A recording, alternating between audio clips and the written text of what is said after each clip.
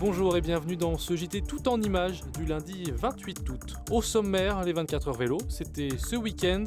Et en dehors de la course, l'événement est aussi un vrai coup de projecteur pour les associations. Elles étaient des dizaines dans les paddocks. La halte ferroviaire du Mans inaugurée, elle permet de s'arrêter directement aux portes de l'hôpital.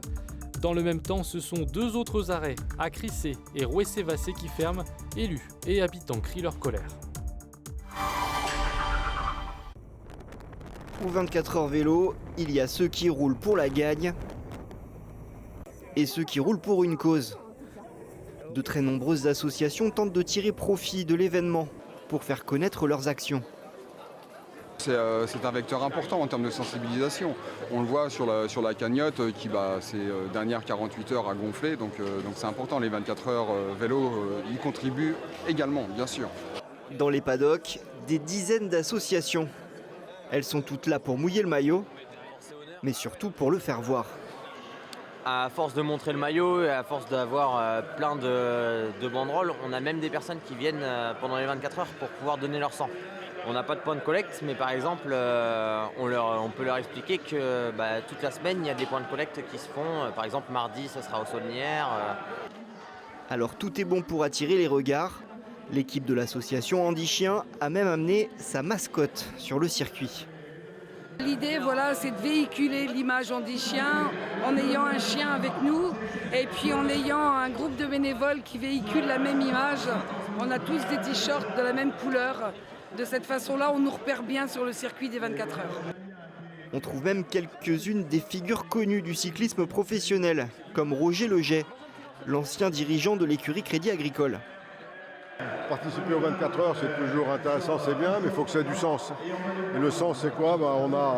J'ai participé avec le maillot de mécénat chirurgie cardiaque, dont je suis un ambassadeur aussi, avec la sécurité routière aussi, où je suis ambassadeur de la sécurité routière. Et là, je suis ambassadeur aussi d'aider un enfant à Dano.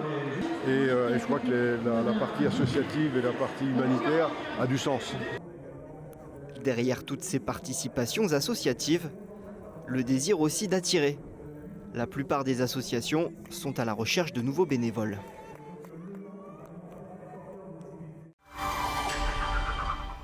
Une victoire au bout de l'effort pour SNEO Team Connect qui remporte les 24 heures vélo.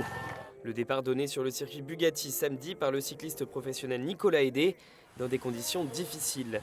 Plus de 3000 concurrents ont évolué sous l'eau. Une pluie battante qui a même contraint les organisateurs à neutraliser la course pendant une demi-heure.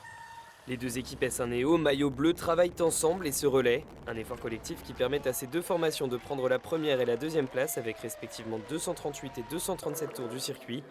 Le quatrième succès d'SNEO qui devient officiellement l'équipe la plus titrée de l'épreuve.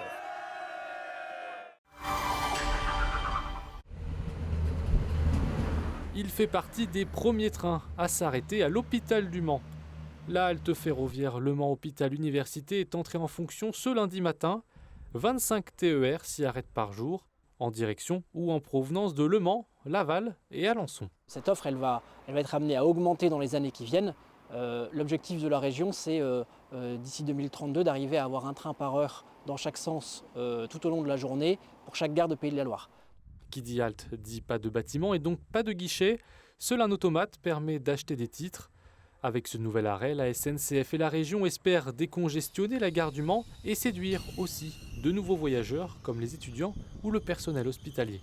Ça fait au moins 20 000 personnes concernées et elle leur permettra de venir depuis la ligne de Laval et depuis la ligne d'Alençon sans avoir à passer par la gare centrale du Mans. Donc ça fait un gain d'environ une demi-heure de trajet si on compte le temps d'aller jusqu'à la gare et puis le temps de reprendre le tram jusqu'ici. Le chantier a coûté plus de 10 millions d'euros, financé en grande partie par la région des Pays de la Loire, le Mans Métropole et le département. Les horaires des trains sont consultables sur le site ter.sncf.com. Ils sont venus dire leur colère. 50 personnes répondaient à l'appel du collectif Sauvons nos gares, samedi. Alors que la nouvelle halte ferroviaire de l'hôpital ouvre au Mans ce lundi sur la ligne Le Mans-Laval, celle de Rouessé-Vassé et de Crissé quitte la Seine. C'était pas du tout nécessaire de supprimer des arrêts. Et d'autre part, on en a plein en ce moment contre le CO2. Donc c'est complètement à contre-courant de ce qui est dans l'air du temps. Les maires de Rouessé-Vassé et de Crissé avaient proposé une alternance des arrêts entre leurs deux gares pour maintenir le service. Mais la solution a été écartée par la région. Elle préfère mettre en place un transport à la demande, au moyen d'un bus de 22 places, à réserver 24 heures à l'avance. On enfonce les communes rurales au lieu de les soutenir. Donc c'est vraiment ce qui nous révolte. On est en colère contre ça. La proposition que nous avions faite, nous, d'une alternance, permettait en 2030 de porter le nombre d'arrêts à 15 par gare sur les communes rurales concernées. Évidemment, par rapport à un TAD qui, lui, ne fera que 4 arrêts le matin, 4 le soir, ça n'a rien à voir en termes de service. Donc on demande vraiment à la région de revoir sa copie pour vraiment rendre un vrai service aux habitants et pouvoir profiter de la halte, justement, qui se met en place sur le Mans avec l'hôpital et l'université. On est les oubliés, la campagne les paumés. On a aménagé un parking avec les deniers publics quand même, où on a eu des subventions, c'est quand même ça un peu le plus aberrant de l'histoire. On a fait en sorte que l'acheminement, enfin le chemin soit le plus sécurisé possible pour se rendre à la gare. Ça sert à quoi si maintenant on nous ferme notre gare ? La CGT Cheminot a participé aussi au rassemblement.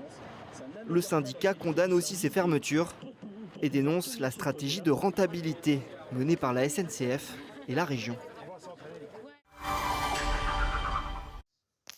Un loup dans la Sarthe. Cette vidéo a été capturée ce dimanche soir vers 20h40 aux alentours de La Ferté-Bernard.